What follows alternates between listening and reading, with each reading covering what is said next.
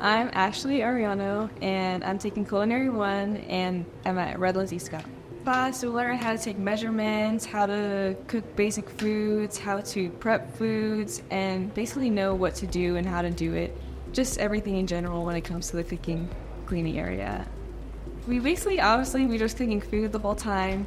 Like today, we're making shepherd's pie, and basically we have to learn how to make different types of foods and layer it and then bake at the same time. So you're learning a lot of things at the same time while your group is doing different things. So it's all about teamwork and coming together.